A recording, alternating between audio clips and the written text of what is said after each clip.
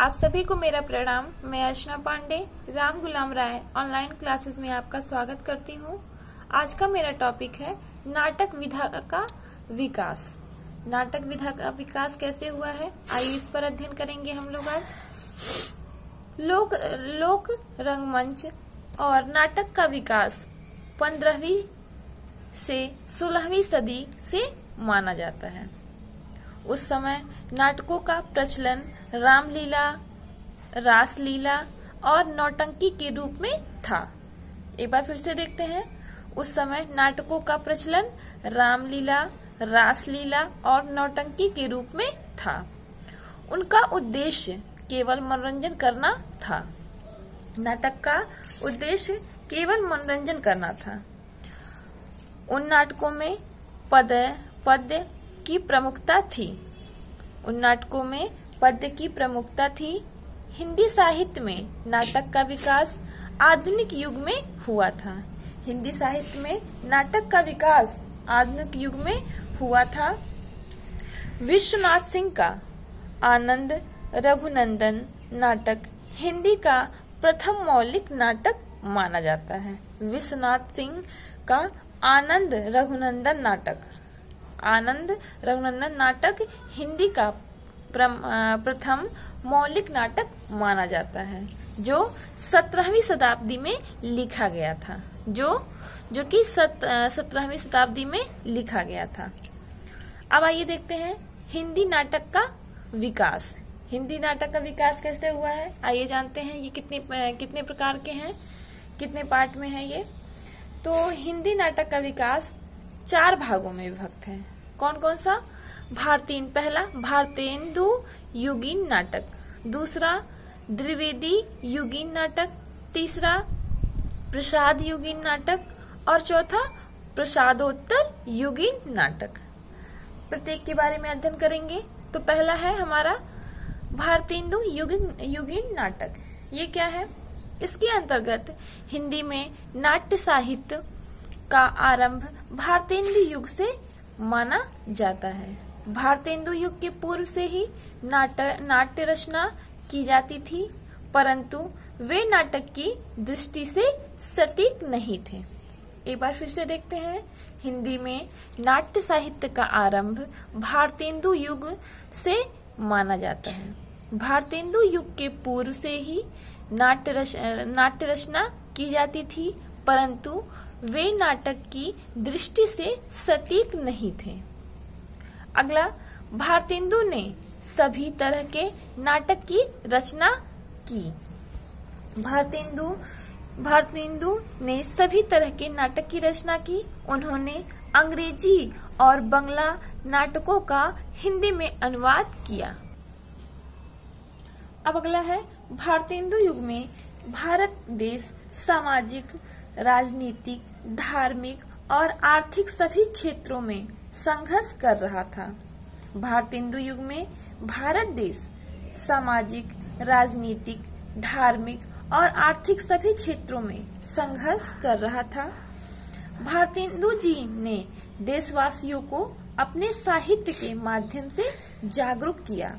भारतेंदु जी ने देशवासियों को अपने साहित्य के माध्यम से जागरूक किया था। भारतेंदु अंग्रेजी, बंगला तथा संस्कृत भाषा बहुत अच्छी तरह से जानते थे। एक बार फिर से देखते हैं।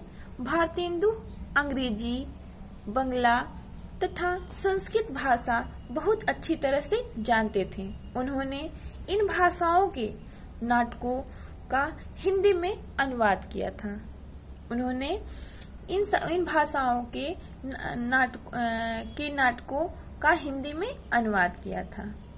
भारतेंदु ने राष्ट्रीय, समस्या प्रधान, पौराणिक एवं ऐतिहासिक नाटकों की रचना की। भारतेंदु ने राष्ट्रीय, समस्या प्रधान, पौराणिक एवं ऐतिहासिक नाटकों की रचना की। अगला है, भारतेंदु के अलावा अन्य नाटककारों में प्रताप नारायण मिश्र, बद्री नारायण चौधरी, देवकी नंदन खत्री, किशोरी लाल गोस्वामी आदि थे। एक बार फिर से देखते हैं। भारतेंदु के अलावा भारतेंदु युग के नाटककार है भारतेंदु हरिश्चंद्र के अलावा अन्य नाटककारों में प्रताप नारायण मिश्र, बद्री नारायण चौधरी, देवकी नंदन खत्री, किशोरी लाल गोस्वामी आदि थे। ये तो हमारा भारतेंदु युगीन नाटक के अंतर्गत इतने लोग थे। अब आइए दूसरा युग है द्विवेदी युगीन नाटक। भारतेंदु के बाद महावीर प्रसाद द्विवेदी ने नाटक के लेखन कार्य को आगे बढ़ाया। भारतेंदु युग के बाद महावीर प्रसाद द्विवेदी ने नाटक के लेखन कार्य को आगे बढ़ाया। इस युग में नाटक का उतना विकास नहीं हुआ जितना भारतेंदु युग में हुआ था। इस युग में नाटक का उतना विकास नहीं हुआ जितना भारतेंदु युग में हुआ था। इसमें मौलिक नाटकों के स्थान पर नाटक के अनुवाद पर अधिक बल दिया गया। द्विवेदी युग के नाटककार नाटक के सूक्ष्म नियमों की योजना नहीं कर पाते थे। द्विवेदी युग के नाटककार नाटकों के सूक्ष्म नियमों की योजना नहीं कर पाते थे। इस युग में सभी तरह के नाटक की रचना की गई। पौराणिक, ऐतिहासिक, सामाजिक समस्याओं पर नाटक, रोमांचकारी नाटक और अनुदित नाटक आदि सम्मिलित थे। अब है तीसरा प्रसाद युगीन नाटक। इसके अंतर्गत हिंदी नाटक के विकास में प्रसाद जी का महत्वपूर्ण योगदान रहा है। उन्होंने हिंदी नाटक के विकास को एक नई दिशा दी। एक बार फिर से देखते हैं। हिंदी नाटक के विकास में प्रसाद जी का महत्वपूर्ण योगदान रहा है, क्योंकि हिंदी नाटक के विकास को एक नई दिशा दी। भारतीय संस्कृति पर उन्हें बहुत गर्व था और अपने नाटकों में उन्होंने भारतीय संस्कृति को बहुत अच्छे से दर्शाया। प्रसाद जी ने भारतीय और पाश्चात्य शास्त्र के सिद्धांतों पर समन्वय सफलतापूर्वक किया है। वे अपने नाटकों में जयशंकर प्रसाद, सुदर्शन, नारायण प्रसाद आदि थे। एक बार फिर से देखते हैं। इस युग के नाटककारों में जयशंकर प्रसाद, सुदर्शन जी और नारायण प्रसाद आदि थे। ये प्रसाद युगीन नाटक के अंतर्गत आते थे। अब आइए चौथा है प्रसादोत्तर युगीन नाटक।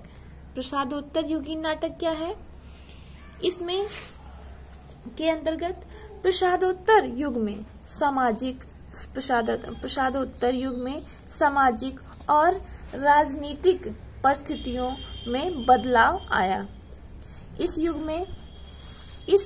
समय देश विदेशी शासकों के अत्याचारों से स्वतंत्र होने का प्रयास कर रहा था। एक बार फिर से देखते हैं। प्रसादोत्तर युग में सामाजिक और राजनीतिक परिस्थितियों में बदलाव आया। इस समय देश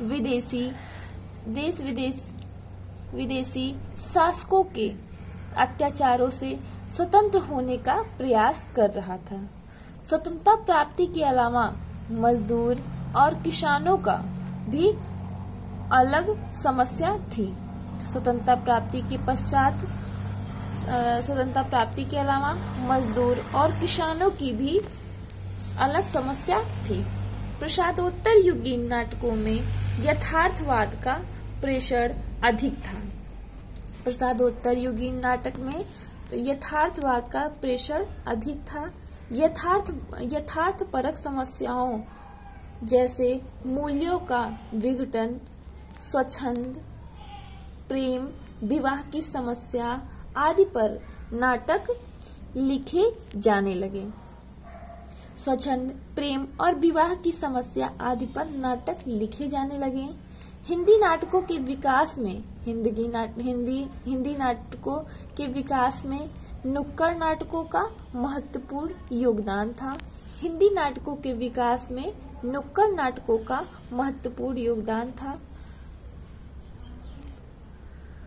तो आज का मेरा ये टॉपिक नाटक विधा का विकास यही समाप्त होता है।